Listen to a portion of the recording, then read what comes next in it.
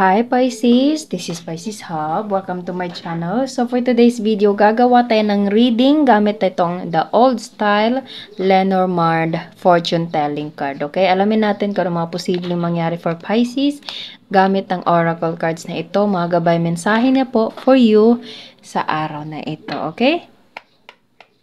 Reminder lang na ito ay general reading, so pwede pong mag-resonate, pwede pong hindi. Okay? Pag hindi po tugma sa'yo, huwag pong ipilit, okay? And this is a timeless reading, so kahit anong araw, buwan, taon mo to napanood, basta mag-resonate, take lang. Pag hindi, huwag pong ipilit. And welcome po ang lahat ng gender. Saglit, parang, ayun, baliktad nga siya. There's an anchor, okay? And sight. So, there's a clarity. Sa dalawang yun, Pisces, there's something na clarity. Okay, decision, explanation, okay, parang merong kalinawan. Okay, maaano mo yung reason or yung parang nalinawan yung sitwasyon kayong dalawa ng mga taong involved dito, okay? So, pwedeng merong something na explanation, conversation na malilinawan lahat. Okay? So, welcome po ang lahat ng gender, babae, lalaki, LGBT. Pwede po sa feminine or masculine po, okay? So, ano po yung message niyo po for Pisces sa araw na ito? Mga gabay mensahe po for Pisces sa araw na napanood niya ito. There's a garden. Okay. Pwedeng meron kayong garden, Pisces, or pwedeng merong significant meaning yung garden para sa'yo. Okay.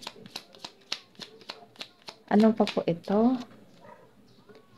Ship. Kanina lumabas yung anchor, 'di ba? So tapos meron tayo ditong ship. So pwedeng merong paparating, Pisces. Okay, meron something na parang paghahanda. Naano ko yung paghahanda, decision, naano din yung clarity. Maano ka doon na, kaya pala ganun. Tapos naano ko din yung naririnig ko din yung word na parang preparation, Pisces. Okay, especially this ship, and kanina dumaan yung anchor card right here and together with the sight. So, merong clarity. Yun nga, parang malalaman mo, it's either magugulat ka or hindi, or alam mo na to. Basta meron something na paghahanda, celebration, preparation, na pwede magaganap sa garden, okay? And pwedeng nanggaling ito sa malayong lugar, Pisces, kasi meron tayo ditong ship. Hindi lang siya ship na maliit, okay, na parang vapor, parang ganun. Hindi siya ganun, Pisces, kundi malakihan. Okay? Ito ay ginagamit sa malalayong lugar talaga. So, pwedeng ito ay mananggaling sa malayong bansa, malayong lugar, sa kung saan ka man ngayon. Okay? Pwedeng dadaan din sa dagat. And there's the lady. There's a blonde lady right here. So, pwedeng ikaw to, Pisces, or pwedeng you're dealing with someone na ganito na tingnan nyo, papunta siya dito kay lady, okay? And you have a crown right here, or you're dealing with your person na pinapahalagahan mo ng sobra. Naririnig ko yung word na respect, Pisces, and you deserve this kind of preparation. Okay? This kind of, parang naano ko yung word na parang risk taking, okay? Kumbaga parang i-move niya yung mountain, dadaan siya sa lahat ng dagat, mapuntahan ka lang. Okay, so, that's so cute, okay? Or pwedeng ikaw yung gagawa noon, Pisces, okay? Or pwedeng merong isa sa inyo na nagtatabaho sa sa barko na papunta sa malayong lugar na kung saan merong si the lady right here, okay? So, pwedeng merong kang travel, and sa lugar na iyon, mapupuntahan mo yung it's either kilala mo na or dun mo pa makikilala itong si the lady right here, okay? So, it's either ikaw yung pupuntahan or ikaw yung pupunta, or merong connection, something na realization, preparation, and clarity, Pisces, okay? So, be ready. Ayun, narinig ko yung word na be ready. Bakit? Ano po ito? Pwede merong kaganapan sa garden. Pwede meron itong connection sa garden, Pisces. Ano yung garden? Ano yung paghahandaan? Ano yung darating? Sino yung darating? Okay, ano po yung message niyo po for Pisces? Meron tayo ditong coffin. Okay, wag matakot kung lumabas yung coffin, Pisces. Ano po tong connection pa ng coffin? Okay, there's a transformation. Cross. Oh.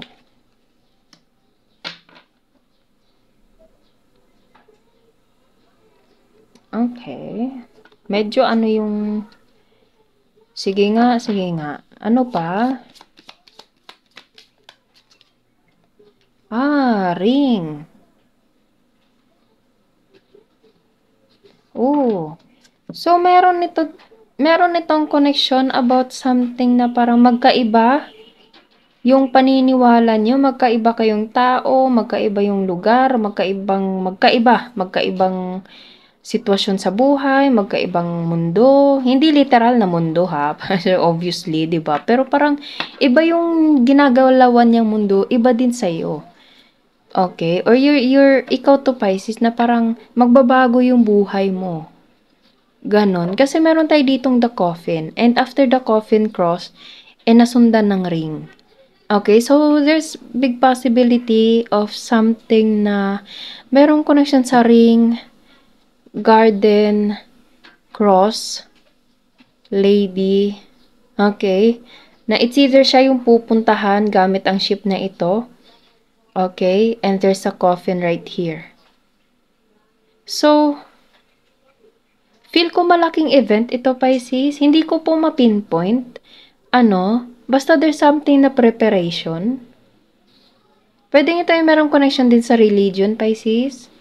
Okay? Or kung hindi naman magkaiba kayo ng taong dinidil mo. Okay? And he or she will take a risk. Yun. For you. Or you will take a risk for this person right here. Okay? So, there's something na big preparation. Preparation, Pisces. Sige pa. Napaisip ako. This reading right now is so interesting, Pisces. Feel ko merong malakihang kaganapan. Oh, there's a lilies. Wow, beautiful flower. Etong lilies na ito, it's like parang, etong klaseng bulaklak is tumutubo siya sa hindi usual na dapat tubuan ng common na bulaklak like soil, like matabang lupain, okay? Pero ito, tumutubo siya kahit may tubig. Alam mo yun? Kumbaga, nagbo-bloom siya, Pisces, kahit ano man yung sitwasyon. Okay? So, like, trust the process. Ganon. And everything happens for a reason. Parang lahat naman nangyari. Yun nga, parang there's something realization, Pisces. There's something na parang clarity, mabibigyan ng kalinawan, mabibigyan ng parang, kaya pala ganun. Okay? And there's something na preparation for big event, kung ano man ito, Pisces, ano?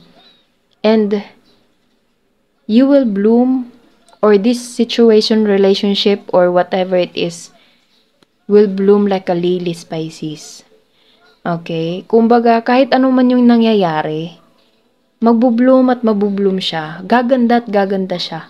Okay? Tutubo at tutubo siya. Mag-grow siya kahit ano man yung mangyari. Kahit ano man yung nangyayari sa paligid. Okay? Kasi, pwedeng you're dealing with someone na parang hindi mo kinakausap. Okay? Kasi meron tayo ditong the coffin. And you are in a crossroads, feel ko, or something na parang always ko pong sinasabi, surrender everything to God. Pag hindi mo kontrolado yung isang sitwasyon, ibigay mo sa ating Panginoon. So, pwedeng meron itong connection sa religion, or kung wala ka namang religion, Pisces, or kahit anumang religion na you are member with, wala po tayong ano po doon, okay? Welcome po lahat. So, it's like parang you just surrender everything, okay? And then, merong something na big event, especially in this garden right here, and there's a ring na kumbaga mangyayari and merong darating.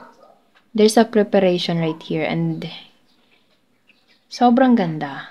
Okay, so na-amaze ako sa reading natin ngayon, Pisces, na-amaze ako. Na nagugulat ako sa mga cards na lumalabas. And there's a heart. Love, Pisces. Love. Punong-puno ng love. Punong-puno ng pagmamahal. Okay? Sight, lumabas na naman tong si Sight. Mabibigyang linaw. Malilinis. Mag-harvest. Okay? Ito kasi it's either lilinisin yung mga damo na nakaharang. Okay? Para dumating na to. Or pwedeng nasa panahon na ng parang kukuha na ng mga bunga. Okay? Parang harvesting na. Okay? Kukunin na yung mga palay, yung mga bunga, prutas na handa ng kainin, handa na.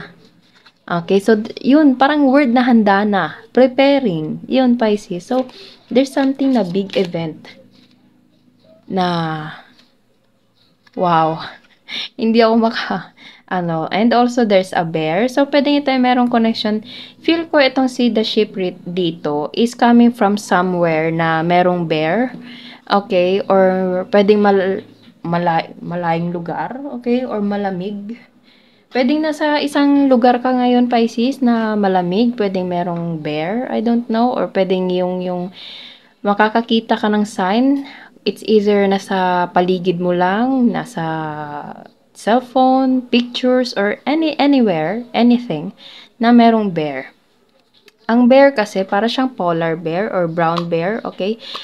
Na, para siyang naglalakad sa snow, Pisces, Wala siyang grass o walang grass. So, it's either nasa malamig na lugar ito, okay? Para, yun nga, parang ito kasing bear, after all of gathering the food, okay, kakainin lahat-lahat. After nun, pagbusog na siya, pupunta na siya dun sa cave niya para mag-hibernate. Okay, ganun kasi yung ginagawa ng bear, especially the winter time. Okay, so pwedeng, yun nga, parang there's a preparation, Pisces. There's a big event for you to prepare, to get ready, okay? And there's a love and there's a ring right here.